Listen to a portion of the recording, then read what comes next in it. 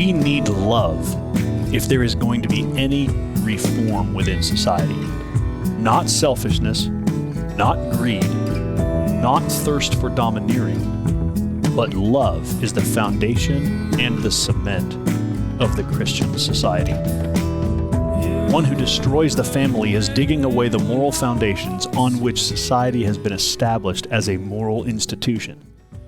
But one who exalts the family and outfits leadership with love rather than selfishness, such a person does a work that pleases God.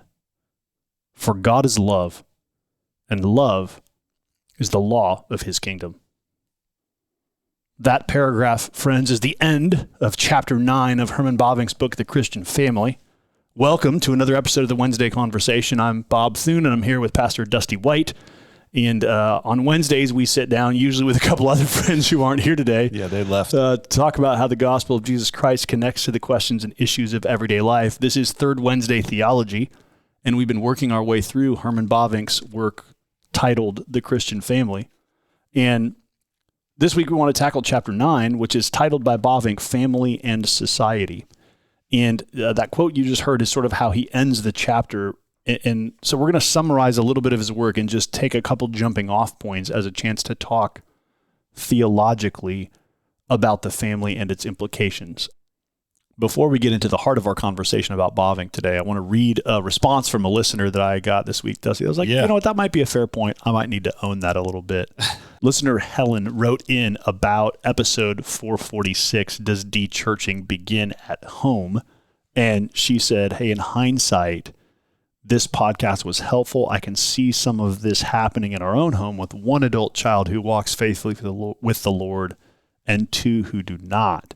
But she observes, hey, the lighthearted laughing during the discussion of unsaved kids was not helpful. Yeah, that's fair. And that's a fair critique, Helen. I want to own that probably we were maybe a little bit, because we were discussing a research study, there were probably ways that I was a little bit flippant in how we had that conversation. That I appreciate that feedback. And so I can imagine listeners who have children who are currently not walking with the Lord and heard us talking about de-churching beginning at home and feeling like we were treating it like in a lighthearted way is hard. So I want to own that and say, yeah, we probably were a little lighthearted in how we talked about that topic, and maybe we needed to be more grave and serious, especially for those who are walking in that reality right now. And so thanks for that feedback, and I want to acknowledge that we could have done better there. Yes, for sure. I agree with that. There's nothing to laugh about when you've raised your kids in the church and then they're not walking with the Lord anymore. So yeah, I apologize for that as well. Yeah. So thanks for the feedback. Thanks for reaching out, Helen, and for, in a sense, rebuking us in a kind and loving way. This is part of what we appreciate about listeners giving us feedback on, is so that we can reflect on how we had certain conversations and say, yeah, our manner needed to change there. So appreciate the feedback. If you're a newer listener, we do this feature on the third Wednesday of the month as an opportunity to just do some theology together. Some listeners are reading along as we read this book. Even for those of you listeners who aren't reading along, what we try to do is just use it as an opportunity to take a text of theology and think about it, talk about it, apply it a little bit in ways that help us learn. And we've enjoyed learning from Herman Bavinck, who is outside of our own cultural context and outside of our own century. And so he's a helpful voice from the past to help us think about theology and its application to life. And in this chapter, so he titles the chapter Family and Society. Most of this book has been him working out like a biblical theology of the family. This is a little more of a chapter that's like a philosophy of society. Yeah. It's almost like his philosophy of culture. And I'm going to try, without belaboring some of these points, to just bring you into the way he's reasoning about the connection between family and society. So essentially what he wants to assert is that when we think about what is a society, the family provides sort of the model for how a society takes shape. Because, if we're working from a Christian worldview, we realize that human existence, the world, started with Adam and Eve in the garden and their children. And so Bavinck wants to remind us that anytime we think about society, we're thinking about something that moves forward from the family, that we started with a first family, and that's how we got society, moving forward from there. Which is helpful because we tend to think about society and family as separate things. Right. And he does make some distinctions, but it's interesting that he sort of, I want to read a section where he works out some words here. He says the word society is related to the French société and the Latin societas, which itself is based on socius, which means companion. Hence, the word society has come to refer to a group of people living together in an ordered community. A society is formed when individuals who agree, sympathize, and cooperate with each other pursue general or special interests, and therefore enjoy trustful concourse with one another. And he talks about how people use the word society to talk about like bees and ants. There's sort of a social arrangement to how they function, which is really helpful to think like, oh yeah, this isn't just a human thing. Bees have a society, ants have a society. They cooperate together for a purpose. And so he says, even in the animal world, you have this sort of idea of beings cooperating. And then, in human society, we take that to a whole nother level because of human ingenuity. And so he talks about two kinds of societies, voluntary association and natural or organic society. So like you have voluntary associations. He talks about, the livestock association, the trade group, literary club, charity organizations, etc. These are all ways that people sort of voluntarily associate together and create little societies. That's one way to think about the kind of societies we have, but also the word is used to refer to the kind of group of people that arises naturally because of various life relationships. So here's some examples Bavinck gives. He says we might think of a group of people who live in a particular country and within a certain nation. So we speak, for example, of Greek society or Roman society or French or English society. We might speak of Eastern civilization or Muslim culture. These are all ways of referring to societies that aren't voluntary associations, but that just are an overflow of natural bonds that bring people together. One of the things I like most about Bavinck is that he is always trying to work against individualism. And I think this is an important, when we think about biblical theology, especially as Westerners, we have to remember that the society comes first and then the individual, not the other way around. So at the bottom of page 111, he writes, from conception onward, a human being is a product of fellowship. Every person is born from and in fellowship. Persons are cared for and nurtured in the context of fellowship and continue in some kind of fellowship throughout life, all the way to one's final breath. A human being is a convivial creature. It's just helpful to remember that our individuality is actually the product of us existing in society, coming into the world in community and through a family. It's super helpful that he points that out because we're currently living in this moment that the society needs to let me be whatever individual I want to be. Exactly. And it's the society's aim. That's why the society exists. Yes. And if it's anything else, it shouldn't be happening. Yes. So he talks about three original forms of human community: family, state, and church. And he says that these three are instituted by God. It's interesting how far back he works. He basically says you have the family in Genesis 1, Adam and Eve. The church was instituted in principle in Genesis 3, when God gave the promise about the seed of the woman crushing the head of the serpent.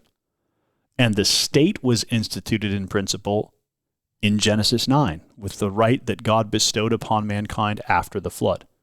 So he sees the origins of family, church, and state very, very early in the biblical story. And he says these are God-given sort of forms of community.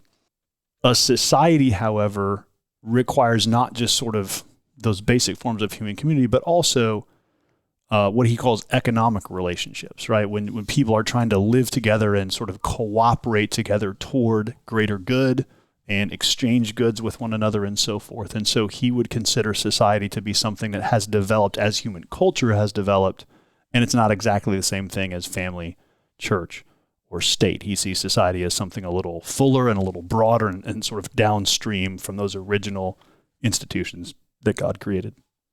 And in a sense, all of those entities are helping out one another within them. They're all assisting each other. Yeah. They're, in fact, the Catholics speak of subsidiarity. It's a doctrine that they use that just relates to the fact that, like, yeah, multiply some families and put the gospel to center and you have a church. Families and churches together have responsibilities, but then the state has a different set of responsibilities. So it's like there's these little platoons. You have the family, and God gives it a certain kind of authority and responsibility. You have the church, God gives it a certain kind of authority and responsibility. And then you have the state or a political entity, governance, and God gives it a particular kind of authority and responsibility. And I think it is helpful for us to distinguish between those three and to see that they are different institutions which God has ordained that have a different kind of authority and responsibility commensurate with their function in the world. In the middle of this chapter, Dusty, there's a really robust theology of work. Yeah, he just gets after it. Yeah. Bavinck, as he's writing about society, he obviously wants to say one of the things that makes a society function is the reality that God created us to work. And so every listener listening to this podcast is likely employed in some kind of work, whether that's paid work or whether it's domestic labor, whether it's a job you go to or you work out of your own home or whatever. And so I think it's important for Christians to reflect on how do we think about work from a biblical framework. And I want to read a few sentences from Bavinck here to set up his theology of work and how he wants us to think about our work. Here's what Bavinck writes. This is pages 117 and following. I'm going to read a few sections. The first human beings received the mandate to cultivate and care for the garden in which they lived, to fill the earth, to subdue and rule over it. Dominion is inseparable from the image of God according to which people were created. Sin did introduce an immense change, but insofar as human beings still display the image of God, they also retain the calling and the power to subdue the earth. Work, then, is certainly made more difficult as a result of sin. Many languages use the same word for work and for difficulty or trouble, but work existed before the fall. It was included in being created in God's image, and it consisted in subjecting the earth in terms of what nowadays is referred to as culture. In its widest sense, culture is nothing else than subjugating the earth, wielding and applying human knowledge and ability with respect to the world around us.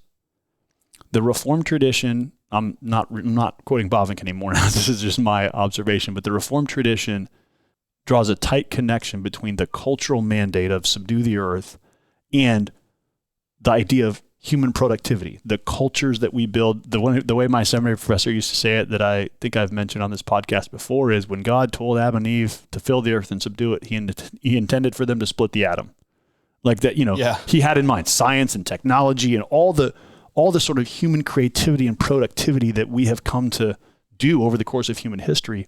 All of that is implied in that command to have dominion over the earth. It's a command to work and to take the raw materials of what God has given and to be productive with them and benefit one another through them. Full confession, I am rarely thinking about work being a good thing prior to Genesis 3.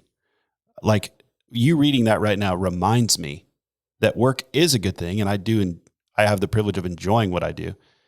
But since we have not known work outside of Genesis 3 experientially, I tend to forget that work was beautiful. Yeah. And he has this long section where he talks about the labor, the laboriousness of work, or the fallenness of work. He says, this is page 128, what a monotonous boredom characterizes many a job. What objections and difficulties must be conquered day after day. What spiritual strength and effort are demanded to keep shouldering the burden, to avoid sticking one's hands in his pockets from discouragement. And above all, what a cheerfulness of spirit is needed in order to move forward joyfully and gratefully, as one should, to create delight and joy in one's work. How many today complain as they work and view it merely as a means for earning money, or simply as a means enabling them to enjoy life as much as possible later in the evening and at night on Sundays and holidays. Yeah. I sometimes call this an instrumental view of work, where work is a means to an end. It's like, I got to go make money so I can enjoy life, provide for my family, pay my bills. So it's like the work is the cursed toil that I have to do so I can come home in the evening and enjoy a good meal. Yeah. But Bavinck wants to remind us that that's not how the Bible sees work, that the work is an image of God thing. Yes, it's been complicated by the fall, but right after that, and also, yes, you might have a job that you don't fully enjoy. It doesn't meet all of your needs, but it can still create a sense of joyful work. Well, I like how he talks about creating joy and delight in one's work, that he feels like that's part of our responsibility, is to create joy in our work, not just expect it to be awesome. He writes, Christianity has taught us differently. Christ himself has sanctified work by his life and suffering. He has made us understand that work is a moral calling, a calling that comes to us from God and that must be fulfilled for his sake. The purpose of work is inherent neither in work itself, nor in pleasure, nor in wealth.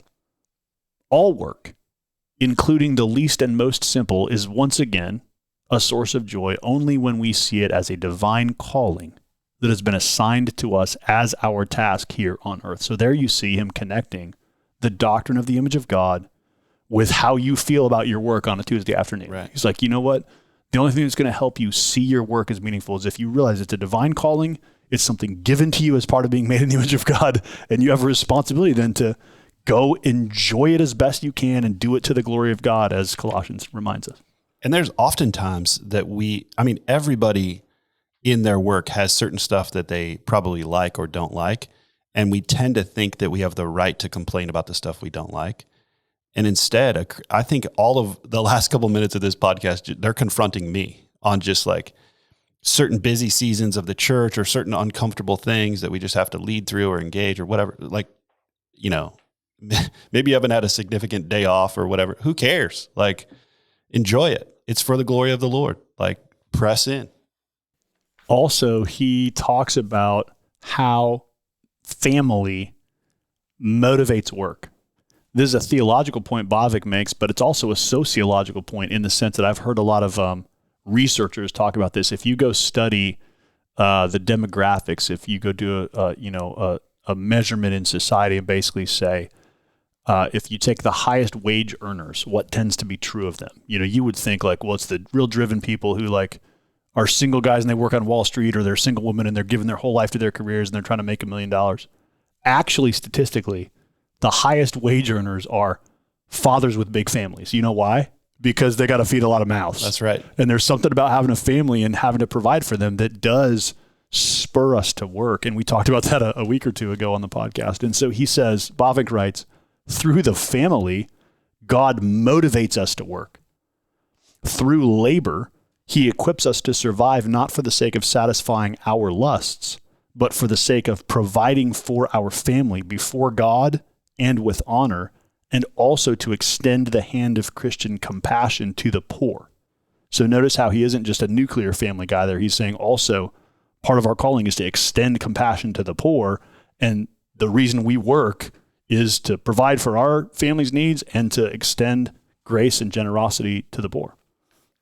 It's interesting on page 124, based on what you just said about work, he says, nowadays people shift all the blame from themselves and assign it to the terrible organization of society. And anytime we don't like our work or work seems to be oppressing us, we quickly want to blame the society or the culture or the company. We're never really looking inward. Yeah, right. We're never looking at our attitude or our someone else's fault or our approach to work. Yes, it's someone else's fault.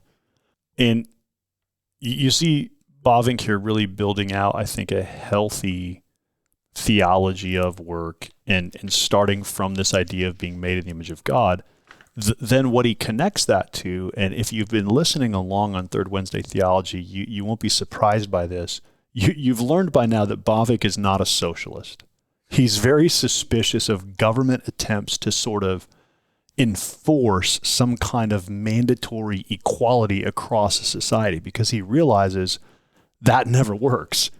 But he does point out that in the problem with thinking about a society, remember this chapter is about family and society. He's talking about the nature of what a society is, and then the reality that work, as human beings work together in a shared environment, that's part of what creates a society. But then he raises in this chapter the problem of inequality.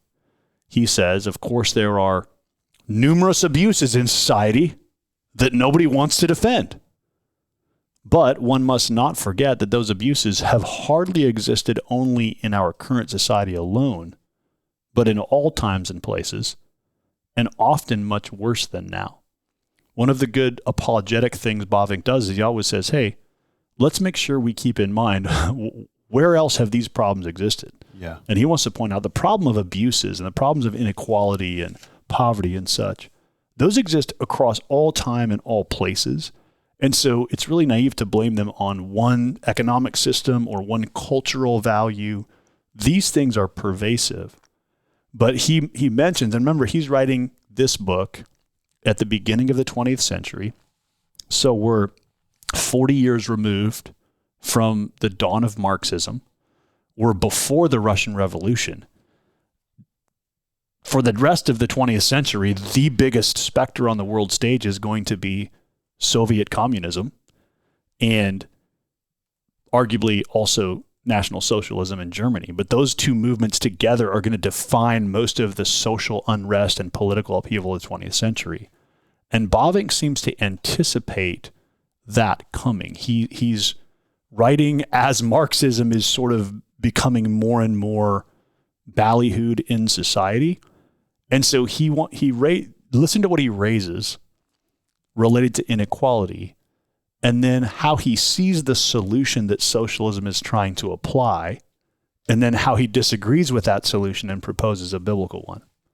He writes, the deepest complaint against which conflict is being targeted is inequality, which exists everywhere. Political revolution, so people say, has made people equal before the state. And if that is not to remain an incomplete effort, it must be finished in terms of social revolution, which will make people socially equal. Inequality must be stopped. Inequality in status and inequality in property ownership. No more masters and servants, wives and maids, employers and employees, governments and subjects. For authority is presumptive despotism. Every organic moral relationship that has existed so far must be transformed into contractual relationship. All service must become a position with a function. Similarly, inequality in property may not continue. Each person has equal rights and must receive as much as he deserves. In the future, people must no longer be able to be rich through a benefactor, through birth, or through inheritance, but rather wealth must be distributed equally. Every wage according to desert, or perhaps distribution according to need.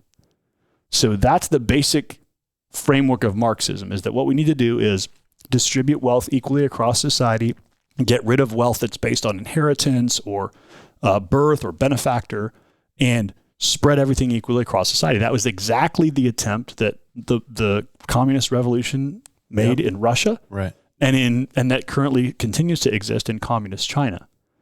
Here's what Bavinck writes. It requires no argument that the ideal of such a society cannot be realized in any other way than by dismantling the existing society down to its foundations and then rebuilding it according to the specifications that have been dreamt up for a new society. So he acknowledges the only way you can do this is through central planning, through like some heavy-handed, centralized government dismantling of what currently exists and then trying to rebuild it. And Bavinck acknowledges that's oppressive. Yeah. That's tyrannical to, by government control, erase everything that is and try to mandate it look differently. He writes this later on the page. A society that is a genuine society that is a complex organism of relationships and operations, cannot be anything but multiform. One who opposes the diversity of class and property in society, thereby opposes its organic composition, and must see to it that all organic moral relationships are replaced by artificial contractual relationships. And because the organization of society possesses its starting point and its stability in the family, the struggle against society ultimately leads to a struggle against the family, against the distinction and relationship of husband and wife, of parents and children, of those who are independent and those who are subservient. The health of the family is a gauge, if not of society's moral welfare or material welfare, then certainly of its spiritual and moral well-being. What you hear him saying there is that if we're going to redistribute wealth, if you're going to have a centralized bureaucracy as seen by socialism, Marxism, and communism, what's going to happen is you no longer have the organic life of society. You have now a contractual, artificial kind of society. And he uses the word organic a lot, because what he's saying is, man, people have different backgrounds and different levels of earning power and different starting points where they're coming from. That's just the nature of being a society. People are different. Yeah. And you can't make everyone the same artificially, because that's not, I mean, think about the metaphor of organic, and think about like the trees that grow in my yard. They're all different trees. They all look different. They all grow different. And his point is human society is the same way. Yeah. It's going to be multiform. And so I think it's interesting that he, in his critique of society, comes back to the family and says the only way you can reorder a society artificially is if you reorder the family, and if you tear down the sort of multiformity that exists within the family. And that's exactly what you see happening today. The most progressive voices in society want to dismantle the nuclear family and make everybody free to do whatever they want to do. They're the relationships of mother, father, husband, wife, children, none of these things matter. That you can just sort of pick and choose artificially how to construct a family, and that there's no sort of givens there. And Bavinck, I think, is seeing that 100 years ago and saying, hey, that's where this is all headed. And that's not a good way to do society. Yeah. And we would be wise, I think, to hear his critique there. Not that we live in a place probably where, where communism and Marxism has as much sway as it might have in the Netherlands at the turn of the 20th century. But those same voices are still alive today, and those same philosophies get recycled and put back to us in all kinds of different ways. It's interesting to think about what Bavinck is saying here in light of what we've said before in previous topics, that freedom might implode upon itself. Yes.